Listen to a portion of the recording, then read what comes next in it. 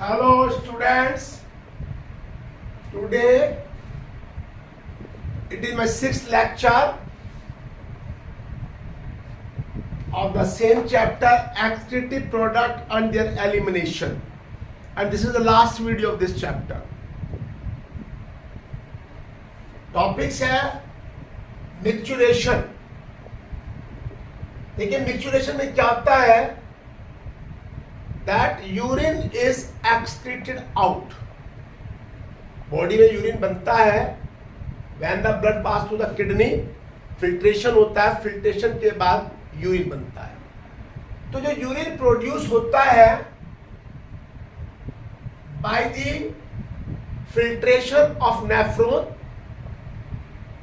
and they drain it into the pelvis. Pelvis is the dilated part of the ureter, और ये ureter जो है carry the urine to the urinary bladder. Urinary bladders में आता है through the ureter. अब जो urinary bladder है इसका काम है to store the urine. Urinary bladder hold the 500 ml to 800 ml urine.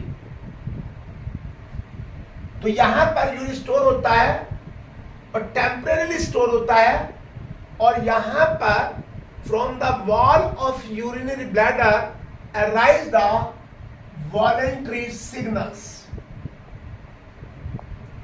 जो कि सेंट्रल नर्वस सिस्टम से आते हैं.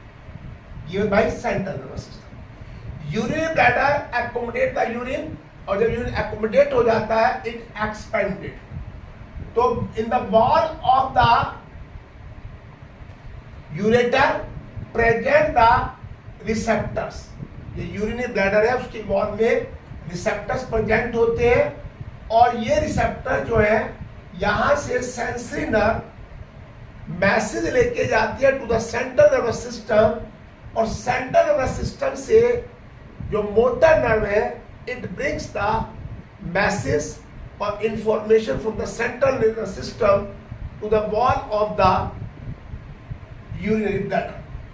जब ये मैसेज आता है तो यूरिन को बाहर एक्सपेल किया जाता है, एक्सक्रीटेड आउट किया जाता है, और ये पूरा एक कोऑर्डिनेटेड प्रोसेस होता है जिसके अंदर कॉन्ट्रैक्शन ऑफ स्मूथ मसल्स, जो यूरिनरी ब्लैडर होता है उसकी स्मूथ मसल्स कॉन्टैक्ट करती हैं, एंड साइमल्टेनियसली जो यूरिथ्रा होता है वहां पर दो स्पिंक्टर्स होती हैं, दो वॉल्व होती हैं, internal and external urethral sphincters. यानी जब कॉन्ट्रैक्शन होता है in the wall of the smooth muscles of the urinary bladder, उसके साथ ही वहां पर जो internal and external urethra sphincter है उनमें रिलैक्सेशन हो जाता है. मैसेज कौन लेकर आती है? Motor nerve. तो जब वहां पर मैसेज आता है एक्सटर्नल एंड इंटरनल यूरिथ्रल जो स्पिंक्टर रिलैक्स कर जाती है, तो यूरिन जो है वो बाहर आ जाता है. The process of release of urine is called micturition.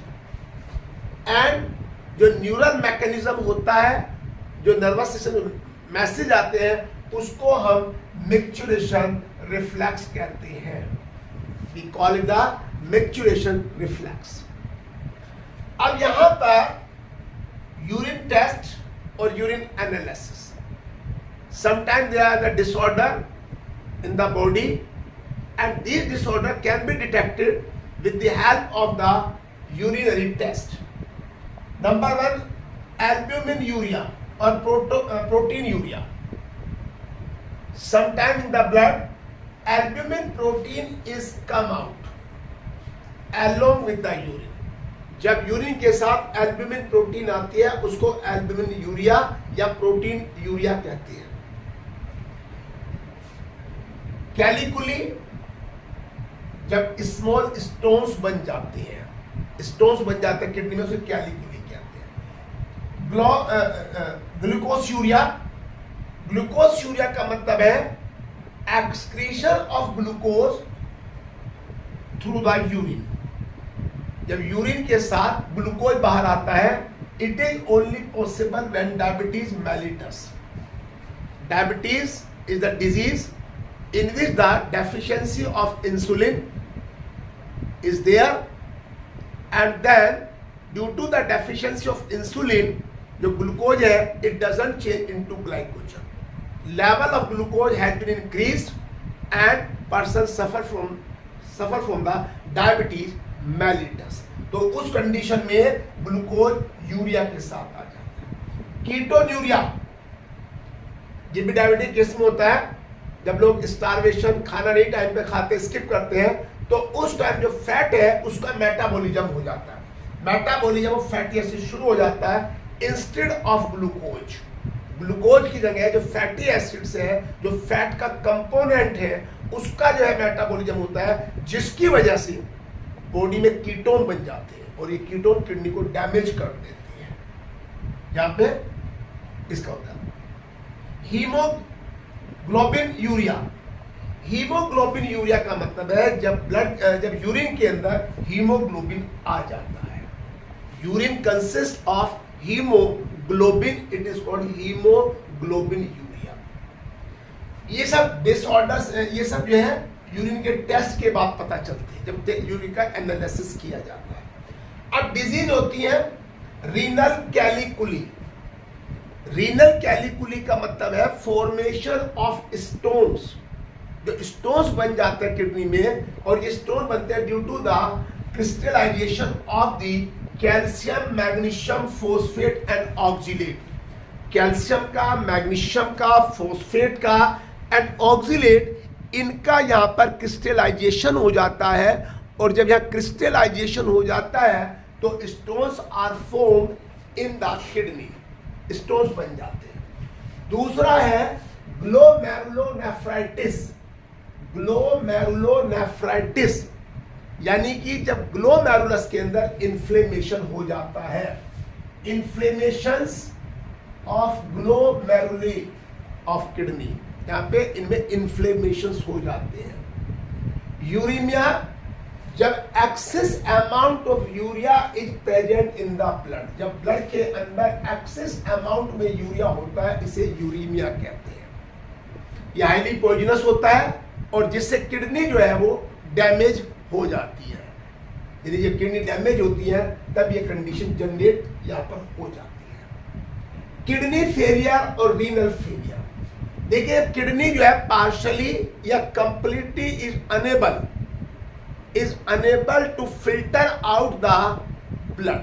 जब ब्लड का फिल्ट्रेशन नहीं हो पाता तब जो है बॉडी के अंदर वाटर और सॉल्ट का ओस्मो रेगुलेशन नहीं हो पाता, जिसकी वजह से किडनी फेल हो जाती है. कंप्लीटली नहीं, पार्शली और कंप्लीटली और टोटल. इसके लिए ट्रांसप्लांटेशन किया जाता है. देखिए ट्रांसप्लांटेशन में क्या होता है, kidney is taken from the donor. A donor में बी सिबलिंग, पेरेंट्स और सम क्लोज पर्सन. तो किडनी ट्रांसप्लांट कर दी जाती है. देखिए इसके लिए भी ये है कि अगर वो बॉडी में एक्सेप्ट हो जाती है तो बड़ी अच्छी बात है, नहीं हो पाती तो कभी कभी दिक्कत भी हो जाती है. लेकिन transplantation is the permanent cure of the kidney failure, जब किडनी हमारी काम नहीं कर रही है. इसके बाद आता है लिटिल चांस ऑफ रिजेक्शन से. यहां पर हीमोडायलिसिस है और आर्टिफिशियल किडनी है. देखिए दो ही चीजें हैं, जब किडनी फेल हो जाती है या तो हम ट्रांसप्लांटेशन कराएं या फिर डायलिसिस. डायलिसिस का मतलब है removal of the nitrogenous waste from the blood through artificial means is called the haemodialysis और आर्टिफिशियल किडनी. देखिए यहां पर क्या होता है, जैसे कि हाइपोथेटिकल डायग्राम है, इसमें one end of the tube is connected with the artery. ये ट्यूब आर्टरी से कनेक्ट कर दी जाती है. Another tube it is connected with the vein, and these tube are connected by the cellophane tube which is made up of cellulose. दो tube है, they are connected with the cellophane tube which is made up of cellulose and this membrane has the pore. अब the tube which is connected with the artery, इससे blood आता है, blood drain out. जब blood बाहर आता है तो उसमें एंटीकोगुलेंट डाला जाता है हेपरिन, क्योंकि blood has the property to clot as it's come outside the body. जैसे बाहर आता है तो क्लोट हो जाता है, तो क्लोटिंग ना हो इसके लिए यहाँ पर एंटीकोगुलेंट डाला जाता है। इस एंटीकोगुलेंट को हम हेपरिन कहते हैं। और फिर आने वाले जो ब्लड है, जो ड्रेन आउट ब्लड है, उसका टेम्परेचर 0 डिग्री सेल्सियस पर मेंटेन किया जाता है। क्लियर? अब ये ब्लड जो है pass through the cellophane tube, इस सैलोफन ट्यूब में होल्स होते हैं, and this cellophane tube pass through the hemodialysing liquid, एक लिक्विड होता है, उसके अंदर से ये ट्यूब जाती है, and from the blood through this tube nitrogenous waste are come out in the hemodialysing liquid, उसमें बाहर आ जाते हैं, and blood is purified, blood purify हो जाता है, और वेन के through against and through the another tube send in the body through the when के थ्रू दोबारा उसको बॉडी में भेज दिया जाता है। तो इस तरीके से this cycle is going on continuously and remove the waste from the blood and save the life of the person. Thank you. आप इस वीडियो को देखिए और इसको सब्सक्राइब करिए, इसको लाइक करिए और शेयर करिए।